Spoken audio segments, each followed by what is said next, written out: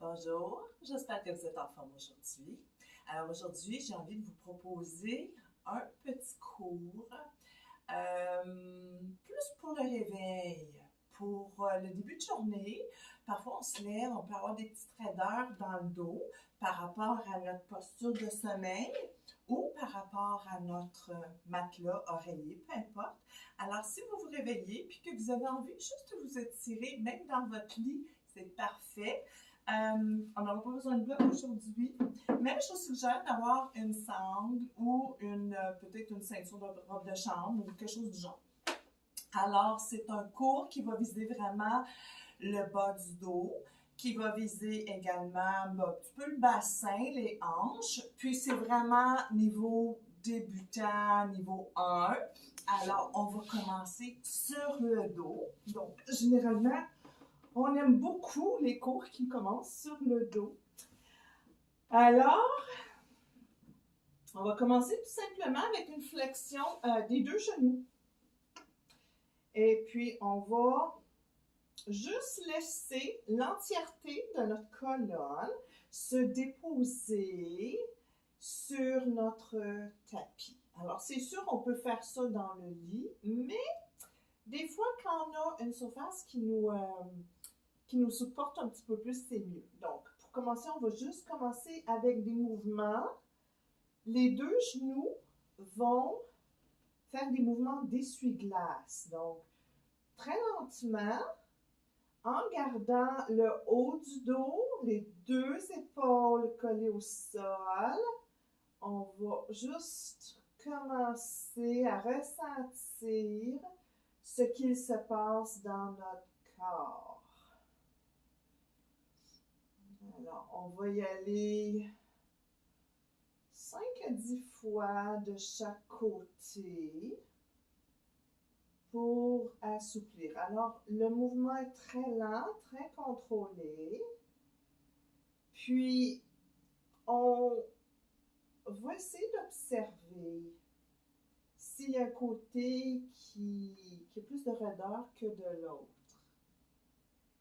Et on va s'immobiliser au centre et on va ramener le genou droit vers la poitrine. Alors, on va aligner genou droit avec l'épaule droite. Puis, on va juste aller vérifier notre amplitude, notre souplesse, notre potentiel de mouvement. Puis, on va maintenant aligner genou droit avec l'épaule opposée, donc épaule gauche. Puis, on va juste tirer un peu. Alors, c'est sûr que ça va aller travailler un petit peu au niveau de la hanche. Ça se peut que dans l'aine du côté droit, vous sentiez qu'il y a une petite résistance. C'est normal parce que ce n'est pas un mouvement qui est vraiment naturel. C'est juste comme pour travailler doucement l'articulation. Et on va maintenant aligner genou droit à l'extérieur. Donc, on va ouvrir comme en grenouille pour juste aller chercher une autre facette. Alors, ça risque de tirer plus au niveau de l'aine. Mais mine de rien, le dos, le bassin est en train de se déposer au sol. Et on ramène et on dépose. Alors, moi, je suis très, très forte sur la lenteur, puis la douceur. Donc, on va doucement changer de genou. Alors, on ne va pas nécessairement changer avec les pattes dans les airs. On va prendre le temps de se déposer et d'alterner. On va aller agripper le genou. Si, mettons, pour X raison, vous êtes blessé au genou ou que ça ne se rend pas, on peut toujours utiliser une sangle ou si, mettons, pour X raison, ça ne va vraiment pas, on peut utiliser la sangle en dessous du genou également. L'important, c'est d'essayer de ramener l'avant de la cuisse vers la poitrine. Alors, vous allez remarquer que dans mon cas, Il n'y a pas vraiment de difficulté à ce niveau-là. Ça fait des années que je pratique. Et c'est le genre de posture que moi, j'ai de la facilité à faire. Il y en a d'autres que j'ai pas de facilité, c'est beaucoup de travail. Alors, première chose, on aligne genou gauche avec l'épaule gauche. Puis, on prend quand même le temps de respirer pleinement. On va maintenant aligner genou gauche avec l'épaule droite. Alors, oups! Vous allez peut-être sentir le même type d'inconfort que de l'autre côté, mais ça ne sera pas nécessairement exactement pareil parce qu'on n'est pas parfaitement symétrique. On n'est pas nécessairement emboîté de la même façon.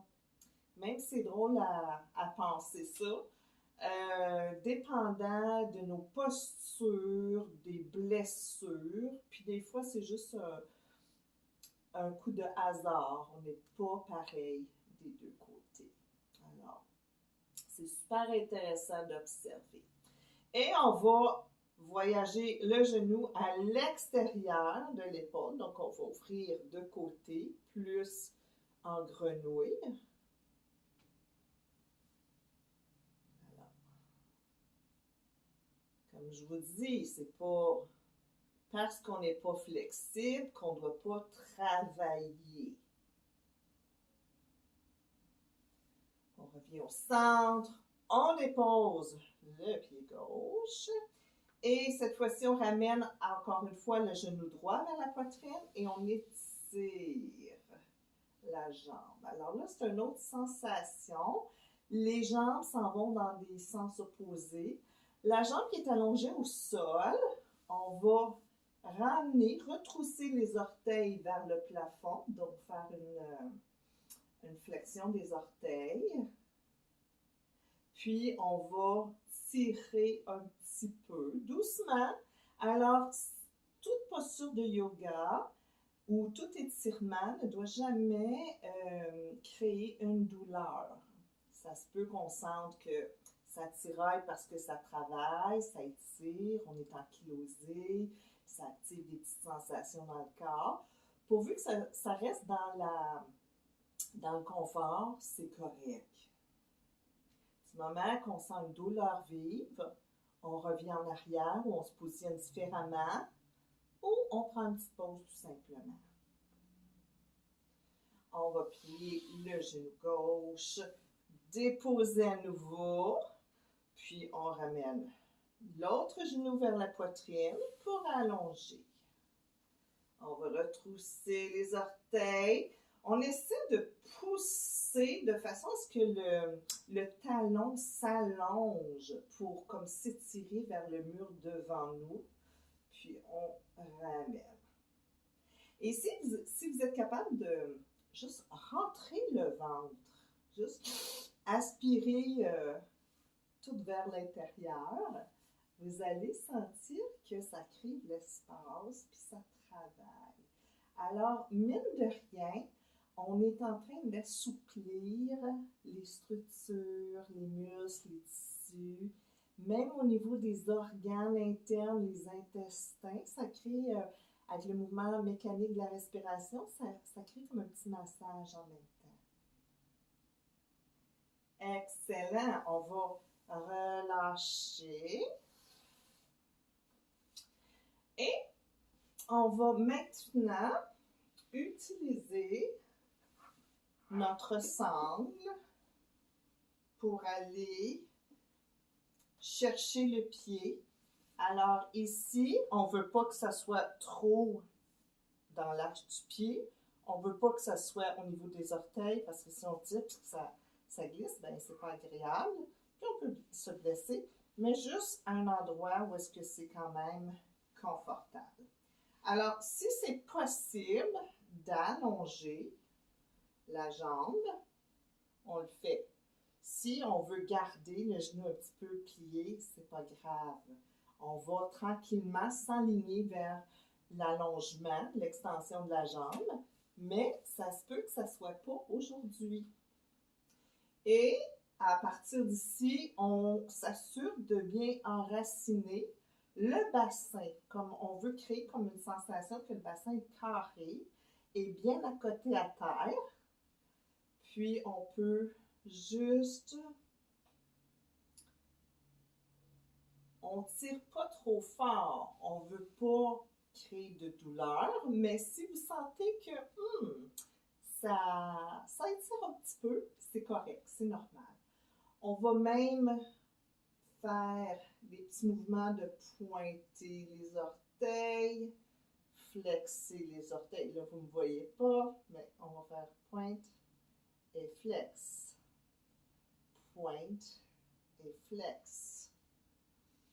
Et à partir d'ici, on va pouvoir prendre la sangle du même côté. Alors, ici, c'est ma jambe droite. Je prends le bras droit et j'amène vers l'extérieur. Donc, ici, j'ai le mur, puis c'est correct, ça donne très, très bien. Alors, si vous êtes à terre, puis vous n'êtes pas loin d'un sofa ou de votre lit, puis que vous sentez que c'est correct de vous accoter, puis que ça tire quand même l'intérieur de la cuisse, c'est parfait. Alors, ici, on peut tenter même d'allonger.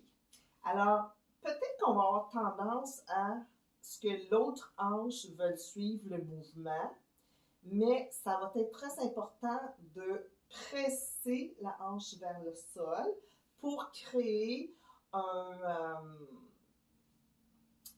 contrepoids. OK? On peut se placer les bras en croix, mais l'autre bras. On peut même étirer, on peut même explorer les sensations juste en allant bouger l'autre bras. Des fois, ça peut juste activer tes petites sensations sous-jacentes un petit peu plus. Encore une fois, si vous rentrez, si vous aspirez les tripes, si je peux dire ça comme ça, vers l'intérieur, vous allez sentir que les choses se placent dans votre corps pour permettre un meilleur étirement.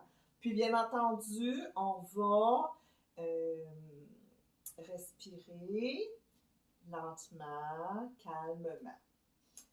Et on va ramener vers le centre. Et si on va juste aller explorer de l'autre côté. Alors, là, vous allez sentir probablement que ça va moins loin. On peut plier, puis le but, c'est pas de twister complètement. C'est pas ça qu'on veut. On veut que les deux hanches restent bien au sol, puis on va juste étirer le fessier, la hanche, puis notre fameuse bandelette. Souvent, quand vous venez me consulter en masso, pour les gens qui marchent beaucoup, qui font du vélo, de la course à pied, souvent, la bandelette est hyper tendue, puis juste le fait que ça tire, ça peut vraiment débalancer beaucoup d'autres structures, beaucoup de muscles, ça peut travailler dans le bassin, débalancer, là, ça monte jusque dans le dos, puis on se ramasse avec un cercle vicieux qui n'est pas confortable pour notre corps. Alors, on va revenir au centre pour sortir. On va plier l'autre jambe, on va décrocher. Puis, doucement, on va inverser. Puis ici, on peut tenir à deux mains. Oups. Et puis, on va faire notre pointe flex avec, là, je plie le genou pour vous montrer parce que j'ai pas la caméra du siècle pour faire cette vidéo, mais alors, on pointe, on flex, on pointe, on flex. Alors, comme je vous expliquais, je suis encore dans la phase d'expérimentation avec vous, alors on est en apprentissage. Alors, On peut rester un petit peu plus longtemps dans le mouvement de dorsiflexion, donc les orteils qui sont retroussés vers moi, puis rester quelques secondes de plus, le temps que l'étirement se fasse jusqu'au bout des orteils. Alors, parfois, les gens me disent que dans ces postures, ils ont des crampes aux orteils. Alors, dans ce temps-là, on va un petit peu moins loin, on tire moins avec la sangle. Et, vu que c'est ma jambe gauche, je vais aller agripper la sangle avec ma main gauche et je vais laisser ouvrir. Alors, dans certains cas, si vous avez un bloc ou deux ou un mur, vous pouvez juste accoter. Dans mon cas, ça va quand même pas pire loin. Alors, je vais quand même remonter un peu parce que c'est bien important que le genou reste aligné vers le plafond, puis que les deux hanches soient solidement ancrées au sol. Alors, de cette façon, c'est pas la colonne qu'on veut travailler en ce moment, plus l'intérieur de la cuisse, qui va aller travailler plus les muscles qui passent par le bassin. Alors, en relâchant les muscles du bassin, de la hanche, côté interne, ça va aller détendre et rafraîchir le bas du dos. On respire à quelques reprises, longuement et profondément. Je vous suggère même d'accompagner votre pratique d'une petite musique. Et à l'inspiration, on va s'aider de notre main. Et on va inverser pour juste aller faire un petit étirement. Alors, ça va venir étirer le côté externe de votre jambe, mais également, vous risquez de sentir un petit peu des sensations au niveau de l'ischio-jambier externe. Donc, ischio-jambier qui est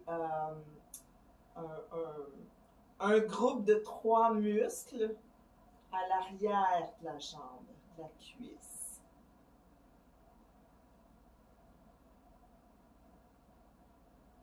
Alors, le bassin est ancré au sol le plus possible.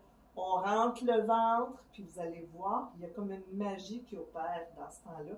On dirait que les organes se tassent. Et on revient. Et finalement, on va ramener les deux genoux vers la poitrine, puis on va se bercer de gauche à droite.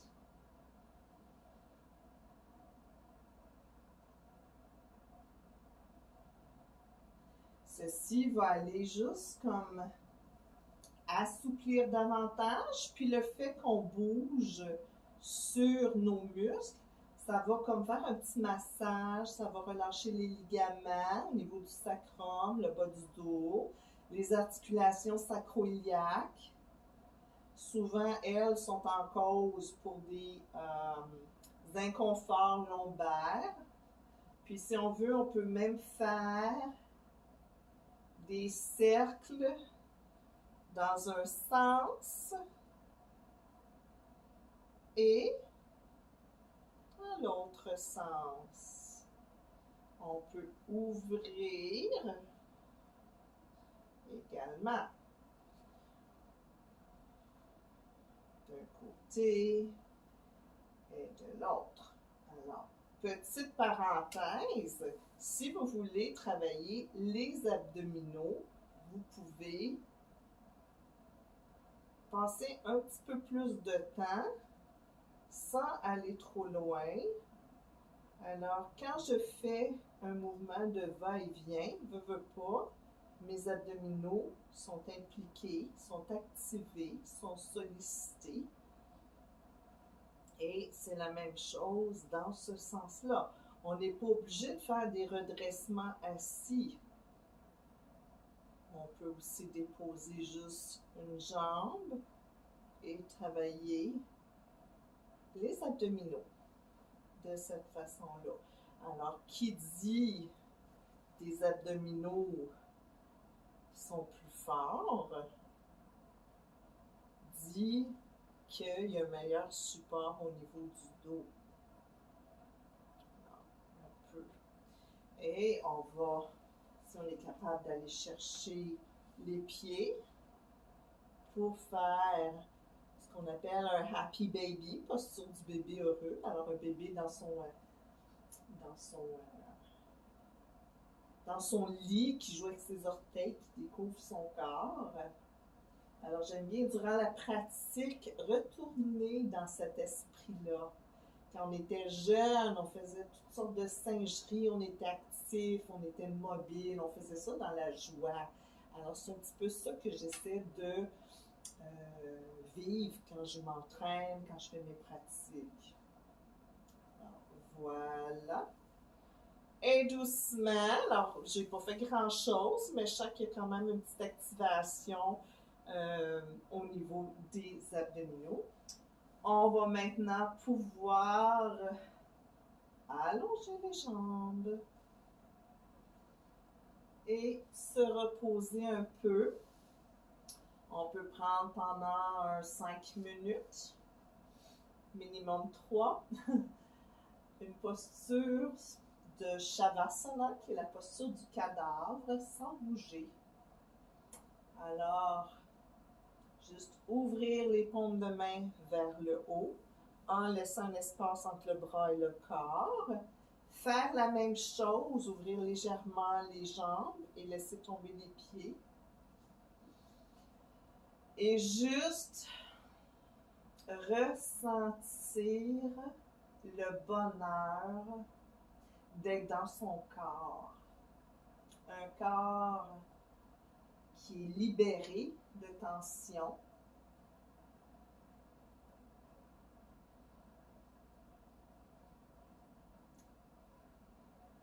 Je vais vous souhaiter une excellente fin de pratique et au bonheur de vous retrouver pour une prochaine vidéo. Namaste.